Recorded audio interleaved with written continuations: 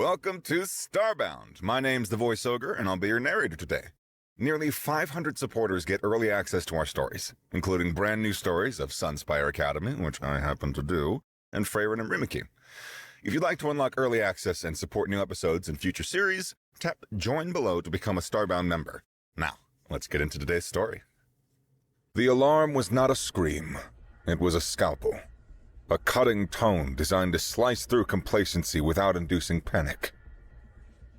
It was a sound that belonged on this bridge, a place of cool tones and controlled information.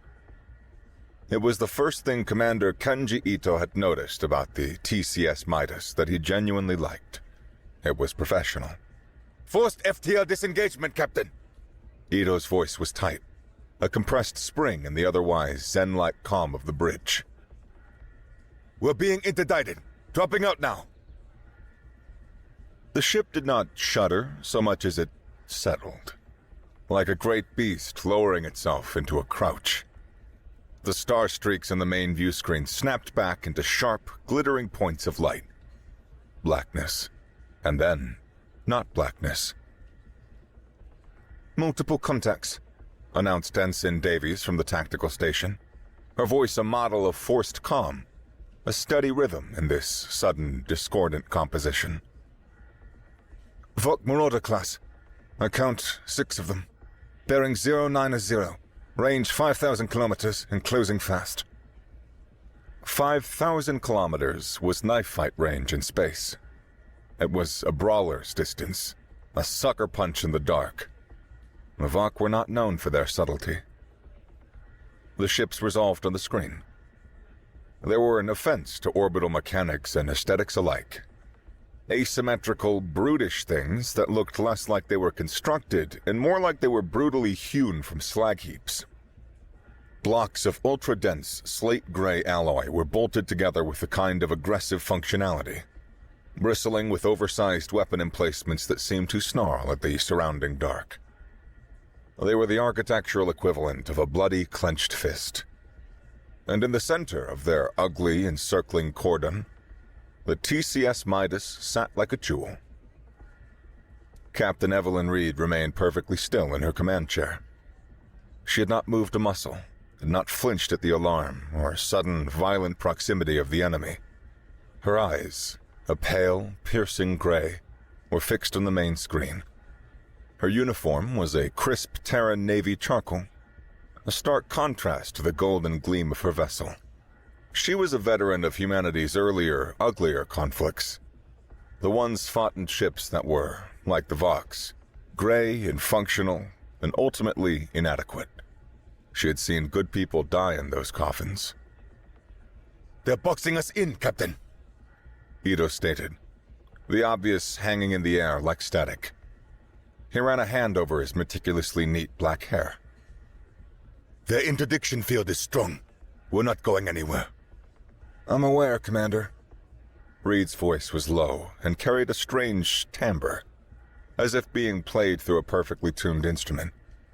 It was the keynote of the entire bridge. "They've been shadowing us since we left the Eridani shipyards. I was wondering when they'd get tired of playing peekaboo." Ito stared at her. "You knew?" "I suspected. The Vok are nothing if not predictable. They see something shiny, they want to smash it and take the pieces." She finally shifted, her posture radiating an unnerving, absolute confidence. "Let's see what the big man has to say." "Ensign, are they hailing us?" "No, Captain," Davies replied. They're forcing a channel." "Of course they are," Reed murmured, almost to herself. "Rudeness is a cornerstone of their culture." The main view screen flickered, replaced by a face that only a deeply disturbed mother could love. It was a nightmare of dark green and brown chitin, a broad, flat visage with a series of vertically oriented mouthparts that clicked and ground together as he spoke. 2 pairs of small black eyes, stacked one on top of the other, glittered with a predatory arrogance. Behind him, The Vok Bridge was a vision of industrial hell. A cacophony of shrieking alarms, gouts of steam hissing from exposed pipes, and crew members bellowing at each other over the din. The lighting was a furious, flickering red, a visual representation of the dissonance and chaos that governed their philosophy. This was Vok Marauder Captain Krelg. His voice boomed from the speakers, a gravelly avalanche of sound. Human vessel, you have blundered into our territory, flying a ship that is an insult to the very fabric of reality. His mouthparts clacked for emphasis, a sound like stones being smashed together. On the Midas Bridge, Dr. Ben Carter, the lead civilian engineer for the Aegis project, let out a low whistle. He was leaning against a console, his rumpled lab coat a splash of organized chaos against the bridge's clear lines. Charming fellow. Really knows how to break the ice. Quiet, Ben, Ito hissed, not taking his eyes off the screen. Krelg was warming to his subject. He was not threatening so much as he was lecturing, a furious professor of applied brutality. We have watched you, humans. We have seen you scratch at the edges of the galaxy with your flimsy ships and your even flimsier ideas. You value decoration, frivolity. You plate your ship in a soft, useless metal, a simplistic marker of wealth. It is a lie, a shiny, decadent lie, hiding the weakness within. He spat a glob of viscous fluid just off screen. This is a ship for a preening noble, not a warrior. It is a symbol of your corruption, your softness. It is an offense to the honesty of the empty dark. The universe demands strength, density, truth. Your gaudy trinket is a lie that must be purged. He leaned closer, his multiple eyes seeming to bore through the screen. Surrender now. My hull-breakers will take great pleasure in peeling the tiny lie from your frame. We will render you down to your honest components. Yes, your surrender will be your only act of truth today. A horrific grinding noise filled the air, a sound that took a moment to identify as laughter. Carter fidgeted, a manic energy thrumming through him. He really doesn't like the paint job, Captain. Reed's gaze was unwavering. She let Krelg's rock grinder laughter echo for a moment, letting the sheer, unadulterated arrogance of it soak into the bridge. Then, with a flick of her finger on her chair's control panel, she silenced him. Krelg's face vanished, replaced by the silent, imposing view of his ugly flotilla. Every eye on the Midas Bridge was on Captain Reed. Ito's knuckles were white when he gripped his console. He believed in his captain. He truly did. But the Vok were savages with a proven track record. And the Midas was an untested theory wrapped in a riddle. Reed keyed the comms again, this time to the Vok flagship, not waiting for them to accept. A small window appeared on the view screen, showing Krelg's face, his mouthparts still twitching with amusement. He was about to speak again, to continue his tirade, but Reed cut him off. Her reply was simple. It was cold. It was perfect. You'll find our hull to be more than decorative.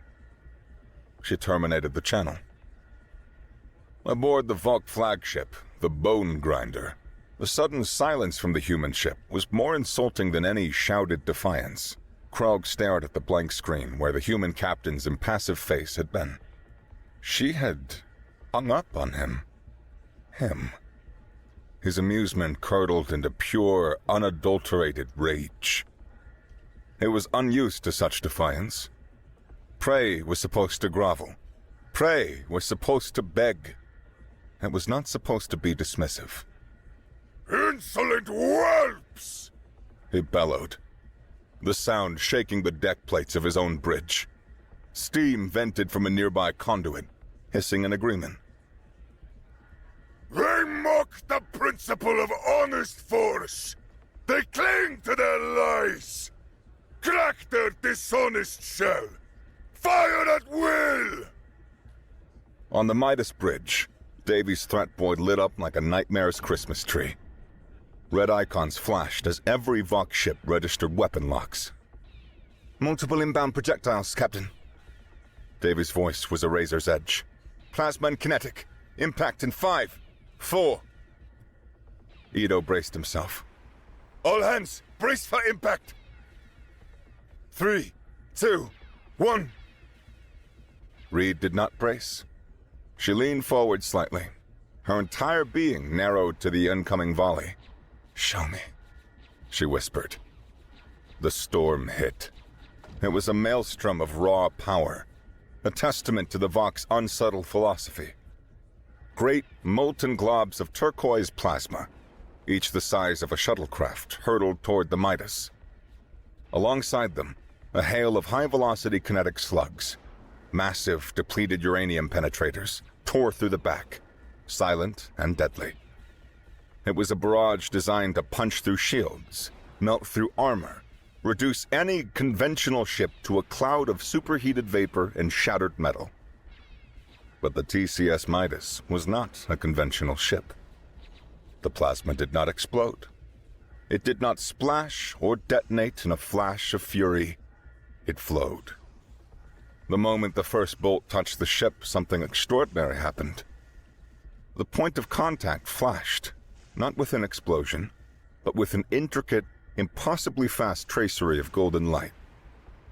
The energy of plasma, denied its explosive release, was instantly channeled across the ship's surface. It was like liquid fire being poured onto a perfect marble sphere, spreading out in a silent, beautiful, and utterly harmless web of lines.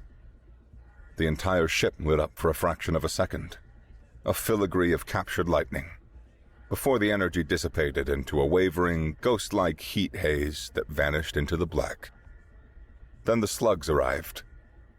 There was no clang of metal on metal, no screech of tortured armor, no shudder of kinetic transfer. There was only a strange, resonant thrum. A deep bass note that vibrated through the deck plates. The sound of a god-sized tuning fork being struck. A pure, perfect tone in response to the Vox chaotic noise. The thrum was not just heard, it was felt in their bones. A deep, resonant vibration that made their teeth and sinuses buzz. It was not the jarring shock of an impact, but the clean, pure feeling of immense power being calmly and utterly dismissed. On the view screen, the effect was surreal. The massive uranium slugs, traveling at a significant fraction of the speed of light, simply stopped. They hit the golden hull and flattened, their immense momentum utterly and completely negated. They pancaked against the ship like thrown clay, distorted and twisted, before spinning uselessly away into deep space, shedding the last of their kinetic energy as harmless rotation. One of the ricocheting slugs, a mangled frisbee of hyperdense metal, tumbled end over end across the diameter of the Vox encircling cordon. It struck a smaller escort vessel, the Jawbreaker, on the opposite side of the deadly circle. The Vox, who did not believe in rear-facing shields or body armor on their smaller ships, an aesthetic choice of honest, forward-facing power, were completely exposed. The slug, still possessing a respectable velocity, slammed into the escort's unarmored engine block. The result was a brief, silent flash, and the Jawbreaker's drive section simply ceased to exist, its running lights winking out as it began a slow, powerless drift. On the bridge of the Midas, there was a collective, stunned silence. The crew, braced for a bone-jarring impact, slowly straightened up. They stared at the view screen, at the intact golden hull, at the drifting, crippled Vok escort. The silence was broken by a choked, triumphant whisper. Oh, my stars and atoms. Dr. Carter breathed, his eyes wide with rapture. He pushed himself off the console and stumbled toward the main science station, his face alight with fierce, unholy glee of a scientist who had just seen his life's work vindicated in the most spectacular way possible. He slammed his hand down on the console, bringing up a diagnostic display. It was a sea of green. Perfect energy dispersion. The lattice is flawless. Inertial dampening fields are holding at 100%. He spun around to face Ito, his voice rising with manic excitement, unable to contain himself. Do you see, Commander? You see? It's not just gold plating. That is what they don't understand. He gestured wildly at the screen. It is a molecularly synthesized aurum lattice, bonded to a substrate packed with microscopic field generators. The code is not just for show. It is the most perfect conductor that we can manufacture on this scale. When their most pathetic energy weapons hit, the lattice shunts the energy across the entire surface area of the ship in nanoseconds. He took a deep breath, his words tumbling over each other. The field generators react to that energy spike by entering a state of hyperexcitation. They lock the gold's atomic structure at the point of impact into a super-dense, perfectly symmetrical state. It becomes, for a fraction of a second, the hardest substance in the known universe. The higher the energy of the impact, the harder the plating becomes. And the inertial dampeners, oh, the dampeners! They project a localized field that neutralizes the kinetic force. The thrum that we felt, it was not an impact, but it was the field negating the force. He was practically vibrating with joy. He jabbed a finger toward the view of the Vok fleet. Any conductive material would work in theory. Copper, silver, but nothing matches gold's combination of supreme conductivity and atomic stability under extreme field excitation. The ancients, they thought it was divine for its incorruptibility, but it turns out they were just a few millennia and a hyper field generator away from being right. Ito stared, first at Carter's ecstatic, near-lunatic expression, then at the view screen showing their pristine, gleaming ship. A slow, incredulous smile began to dawn on his face. My God, Ben, he said softly. It actually works. Works? Works? Carter scoffed, a joyous, wild look in his eyes. Commander, it sings. Aboard the bone grinder, the chaos had frozen into a state of stunned, horrified disbelief. Captain Kralg stood rigid, his mouthparts hanging slightly open. His 4 black eyes were fixed on his own tactical display, which was telling him a story so offensive to his entire worldview that he could not process it. Status report! Status report! He roared, the sound lacking its usual confident bombast. His weapons officer, a bulky Vok named Durg, swiveled his chair, his movement sluggish with shock. Lord Captain, no damage. All shots fired. Report! Krog slammed a heavy, chitinous fist on a console, causing a shower of sparks. Zero energy penetration, Lord Captain. Durg stammered. Our plasma, it spread out and it vanished. Our kinetic slugs, our sensors show zero momentum transfer. The human ship did not move. It just sat there. The Vok science officer, a thinner, more stooped specimen named Jikt, spoke up. His voice a reedy whisper that barely cut through the hissing steam. Lord Captain, my readings are illogical. They defy physics as we understand it. Speak plainly, Jikt, or I will use your carapace to patch the hole. Jikt flinched. The impacts, sir. According to the energy feedback, the points of impact on the human hull, they did not weaken. They became momentarily stronger. We are detecting residual chronotone fields and localized energy density that it is theoretically impossible. It is as if their armor is feeding on our weapons. The mockery that had filled the Valk bridge moments before had evaporated. It was replaced by a thick, heavy silence, the kind that precedes a paradigm shift. The human ship was not just a gaudy trinket, it was an abomination, a golden lie that somehow was telling a terrifying truth. The universe, as Krelg understood it, was beginning to crack at the seams. Analysis of the ricochet that struck the jawbreaker, Captain Reed said, her voice cutting cleanly through the lingering awe on the Midas Bridge. A few keystrokes from Ensign Davies brought up the data on a secondary screen. It showed the trajectory of the tumbling slug and a detailed breakdown of the damage to the Valk escort. Minimal shielding. Non-existent point defense in their aft quarter. Ito noted, his professional demeanor snapping back into place. The wonder still laid in his eyes, but his voice was pure officer on the deck. They have no equivalent defense. They rely on thick hulls in overwhelming their opponent before they get hit in a weak spot. They believe armor is for the front, Reed said with a nod. A cultural failing. It's honest, I suppose. And stupid. She turned her head slightly, addressing the tactical station. Ensign Davies, I want to send a message. Aye, Captain. Target the main plasma cannon on Captain Krog's ship, the Bone Grinder. Don't target the bridge. Don't target their engines. Target their primary weapon. Ito's eyebrows shot up. A disarmament shot. A demonstration. Weapons officer. 1 shot. Make it count. Target locked, Captain, came the calm reply. Main dorsal plasma cannon on the Valk flagship. Fire. The Midas did not shudder. It did not roar. A section of the golden hole in its dorsal spine slid back with a silent, fluid motion, revealing a weapon lens that glowed with a fierce blue-white light.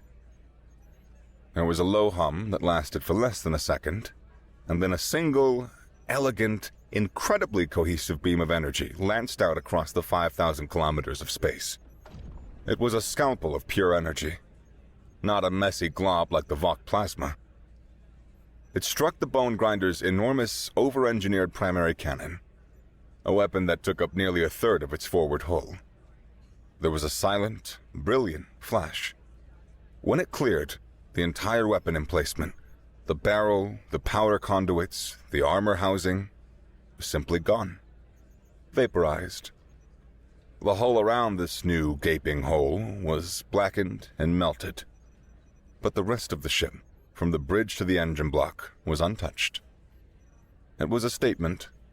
It said, "We can touch you wherever we want, wherever we want, and you can't do a single thing about it." It was a demonstration of overwhelming and terrifying superiority. Aboard the Bone Grinder, the targeted strike was the final blow to Krog's comprehension. The impossible physics that he could dismiss as a sensor ghost. The ricochet that crippled his escort could be a fluke. But this was an intentional, deliberate, and mocking act of power. The fear and confusion on his bridge coalesced, superheated by the sheer humiliation of the act, and galvanized into pure ideological rage. He dismissed it as trickery, a deception beyond physics. The sophisticated shield that absorbed a certain amount of energy before failing. It had to be. The universe was built on honest mass and brute force. No amount of golden trickery could change that fundamental truth. The humans had a finite capacity, a limited defense. It could be overwhelmed. It must be overwhelmed. They mock us!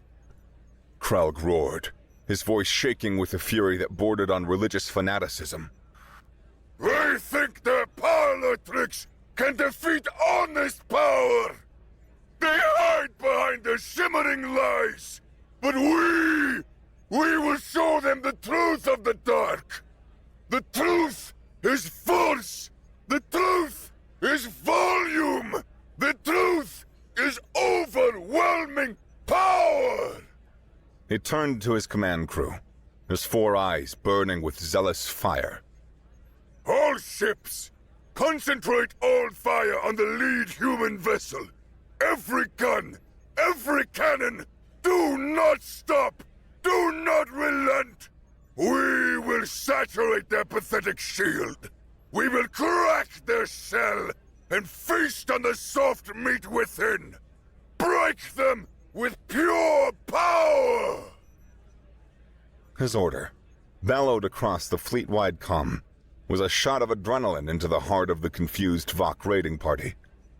Their captain's unshakable conviction washed away their fear. It was right. It had to be a trick. And the answer to any trick was always more force. The remaining 4 Vok warships, including the wounded Bone Grinder, turned their full attention to the lone golden ship. A moment later, the dark between them erupted. It was no longer a volley. It was a continuous, furious, unrelenting storm of plasma and kinetic slugs. The space around the Midas became a torrent of destructive energy, a solid wall of fire and force converging on a single point. The golden ship was engulfed, disappearing from view inside a sun-bright sphere of pure, weaponized hate. The deck of the Midas was humming now, a constant, low-frequency vibration that was beginning to set Ito's teeth on edge. The air itself felt thick, charged with energy. On the bridge, amber alerts had given way to flashing yellow warnings. "Captain!" Dr. Carter's voice cut through the low thrum. His earlier excitement was gone, replaced by sharp, focused urgency that an engineer watching his beautiful, perfect machine being pushed past its limits would have. He was staring at the energy dispersal diagnostic, his face pale. "The dispersal network is saturated," he called out, his voice tight. "The primary lattice is holding the impacts, but we're absorbing more energy than the secondary conduits can safely vent as passive heat. The system was designed for volley fire, not a continuous, concentrated barrage like this. Thermal bleed is climbing past projected limits." A new window popped up on the main screen, showing a schematic of the ship. Veins of angry red were spreading through the network of secondary conduits. "Hull temperature is rising, Captain," Ito confirmed, reading from his own console. "We're starting to cook from the inside out." Carter ran a frantic hand through his already messy hair. "He's right. The heat sinks are glowing. We'll have cascading overloads in the field generator network in 90 seconds, maybe less. The system will fail, and all that stored energy will flash boil the hull, us included." For the first time, a sliver of genuine peril pierced the calm of the bridge. They were invincible, but they were also a bomb. Their own perfect defense was about to become their funeral pyre. Captain Reed processed the information in the space of a single heartbeat. 90 seconds. Overload. Annihilation. She looked at the main view screen, which now only showed the raging, white-hot storm engulfing them. On the tactical display, the red icons of the Vok ships were pressing closer, tightening the net, pouring on the power. They thought they were winning. They thought their honest, brutal force was finally cracking the lie. But a strange, sharp smile touched Reed's lips. It was the smile of a predator who had just seen its prey walk willingly into the final, most deadly part of the trap. She turned her chair to face Carter. "Ben, that's stored energy. It's still in the primary lattice, isn't it?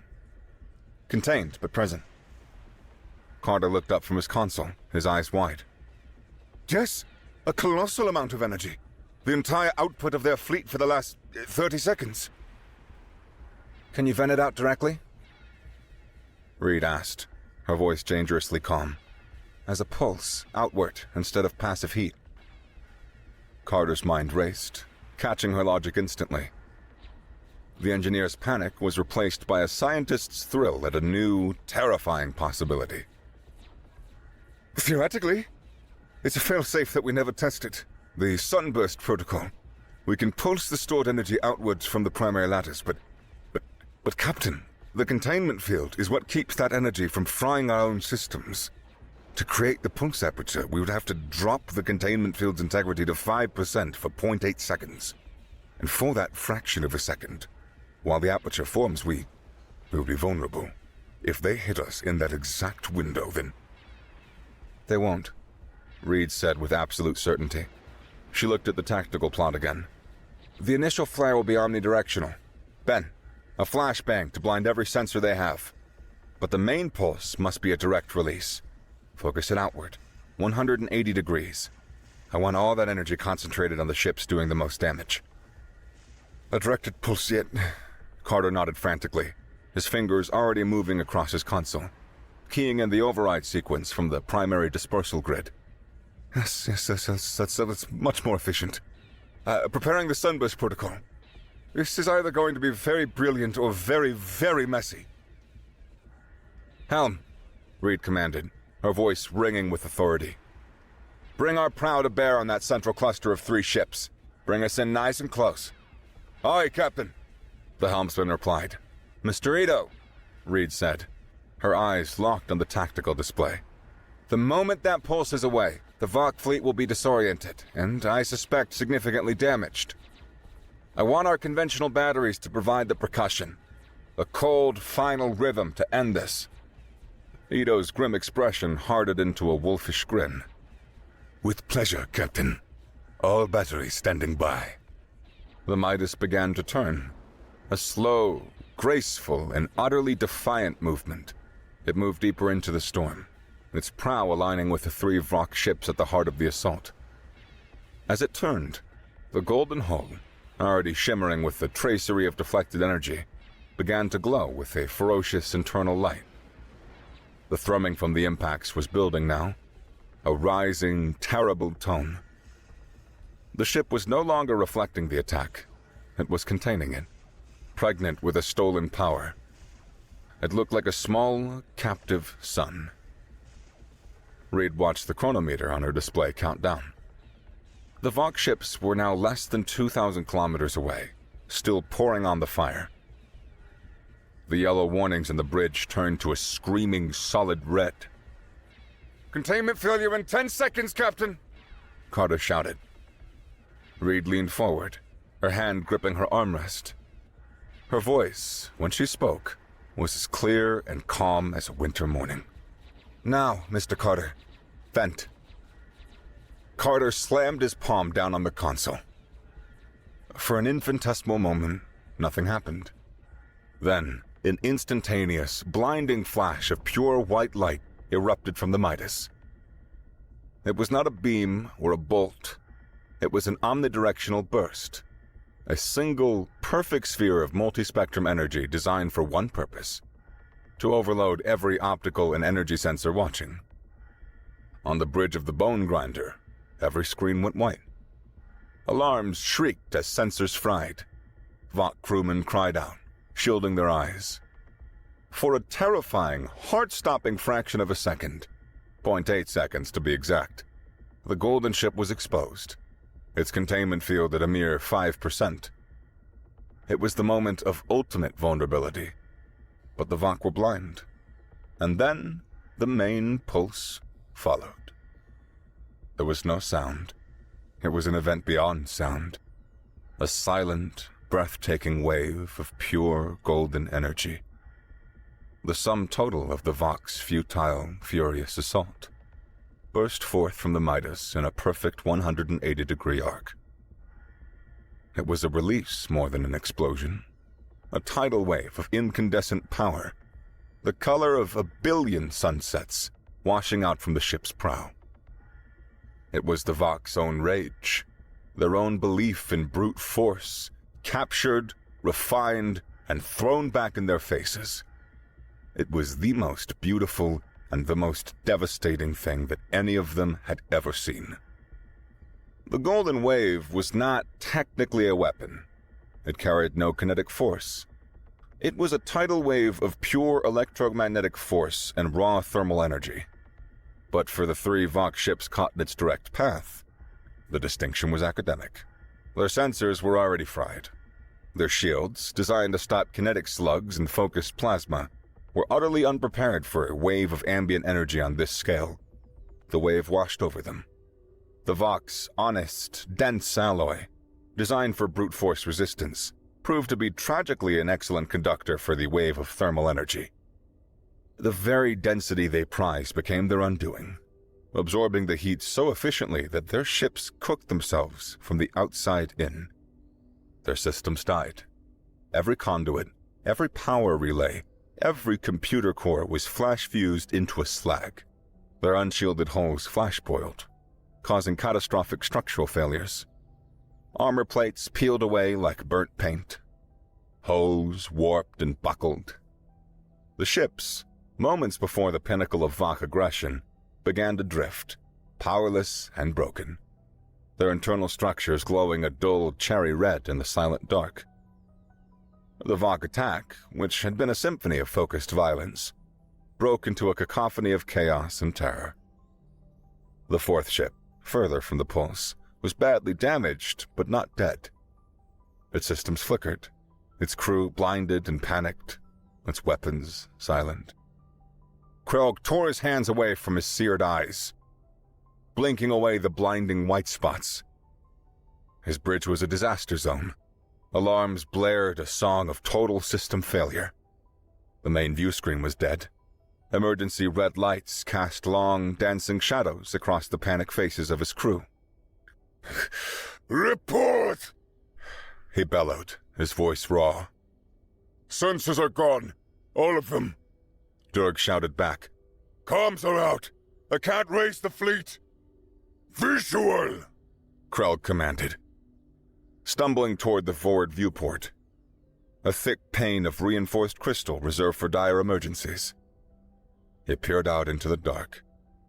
He saw the Midas, its golden hull no longer glowing, sitting pristine and untouched in the darkness.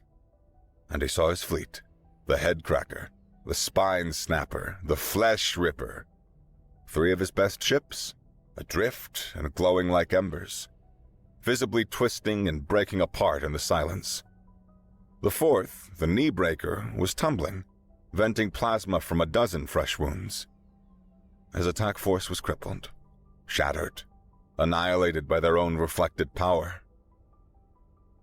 The lie was true. The universe he knew was a fiction. As he stared in horror, a single channel, somehow punching through the electronic chaos, opened on a small, flickering emergency monitor. It was Captain Evelyn Reed. Her face was calm, but her pale gray eyes were chips of ice. The cool, quiet hum of her bridge was an insult to the screaming pandemonium of his own. "You wanted our gold, Captain Krelg," she said, her voice echoing in the dying chamber of the Bone Grinder's bridge. "By all means, have it." She gave a small, sharp nod to someone off-screen. On the view screen of the Midas, Ito watched the enemy fleet drift, broken and helpless. He felt a surge of cold, fierce satisfaction. Captain, they are dead in the water. "Not yet, they're not," Reed replied, her voice devoid of heat. "Mr. Ito, begin the finale." Ito straightened in his chair, his voice ringing out with grim purpose. All batteries. Target enemy vessels. Sequential fire. Target engines and primary weapon systems. Disable. Do not destroy. Let them drift home and tell the story. The railguns began to speak, a staccato rhythm of magnetic fury. The missile launchers added their own deeper punctuation. The gunners of the Midas, guided by a flawless tactical network, went to work with cold purpose. Railgun slugs, fired with cold calculation, tore through the engine blocks of the crippled Vox ships. Missiles streaked out and neatly erased any remaining functional weapon emplacements. Within 5 minutes, the entire enemy force was completely neutralized. They were nothing more than a flotilla of drifting metal coffins. Their crews alive, but trapped. Their warrior pride shattered and left to cool in the dark. Reed watched the last railgun shot impact, then turned to her comms officer. Ensign, prepare a single encrypted data burst. Destination, Vox Sector Command, primary frequency. What's the message, Captain? The complete, unedited gun camera recordings from this engagement, Reed said. She paused for a beat. And a text attachment. 4 words. The ensign typed, then looked up, a ghost of a smile on her lips. Message sent, Captain. Come and get your trash. The bridge of the TCS Midas was quiet again. The symphony of calm control had returned. The alerts were gone. The lighting was its placid, cool blue. Outside the view screen, the field of ruined Vox ships floated silently. A modern art installation on the themes of hubris and failure. The golden hull of the Midas gave off a soft, warm afterglow. The last vestiges of the storm it had so effortlessly absorbed and returned. Commander Kenji Ito leaned back in his chair, the professional tension finally draining from his shoulders. He looked at the view, then at his captain, and a slow, wide smile spread across his face. He shook his head in quiet disbelief. Dr. Ben Carter was already on his feet, pacing excitedly and dictating technical notes into his personal datapad. Lattice resonant cascade resulted in 99.97% energy return, right? So thermal venting efficiency exceeded maximum projections by a factor of 3. Minor fluctuations in the tertiary dampening field were within acceptable parameters, but we can refine the algorithm and... this is glorious. Captain Evelyn Reed picked up the cup of coffee that had sat, forgotten, on her console for the entire engagement. It was cold. She took a sip anyway, her expression unreadable. Her eyes, however, were not on the wreckage before them. They were on the main star chart projected in the center of the bridge, on a single blinking rune deep within what was, until today, considered untouchable Vox territory. For the first time since the ambush began, she allowed herself a small, sharp, triumphant smile. It was a smile that promised new eras and old scores settled. Mr. Ito, she said, and her voice, now ringing with a quiet, unshakable finality, cut through the silence. Set course for the rendezvous point. The rest of the Golden Fleet is waiting. Commander Ito watched the last of the targeting icons vanish from his board and finally allowed himself to breathe. He looked out at the silent, drifting hulks of the Vox fleet, their honest and truthful designs torn open and cauterized. Krog had been right about one thing. The universe did demand truth. But the Vox, in their brutish simplicity, had mistaken the first, loudest truth for the only one. They saw the truth of the hammer, the rock, the blunt impact. They couldn't conceive of the other, sharper truths humanity had mastered. The truth of the lever, the lens, and the resonant frequency. The truth that the most elegant solution was often the most devastating. That was the human genius, Ito realized, staring at the golden curve of his own ship's hull reflected in the corner of the view screen. It wasn't just our technology, it was our philosophy. Other races found a principle and they declared it absolute. The Vox had strength, the Cathar had logic, the Silisk had collective consciousness. They were monolithic. But humanity was a glorious, chaotic, and utterly unpredictable paradox. We were the species that could compose a heartbreaking sonata and then use the precise mathematical principles of that music to calibrate a weapon of planetary devastation. We were scientists and poets, madmen and saints, all at once, often in the same person. Our frivolity was a testing ground for innovation. Our art was a crucible for new physics. We looked at the legend of a foolish king cursed by his own greed, and we didn't see it as a cautionary tale. We saw a challenge. We saw a blueprint for the most advanced defensive system in the galaxy, and we weaponized a myth. We plated a warship in gold not because we were decadent or soft, but because we were the only species mad enough to make our most beautiful creation our most lethal one. And that, my friends, was a truth the galaxy was only just beginning to learn.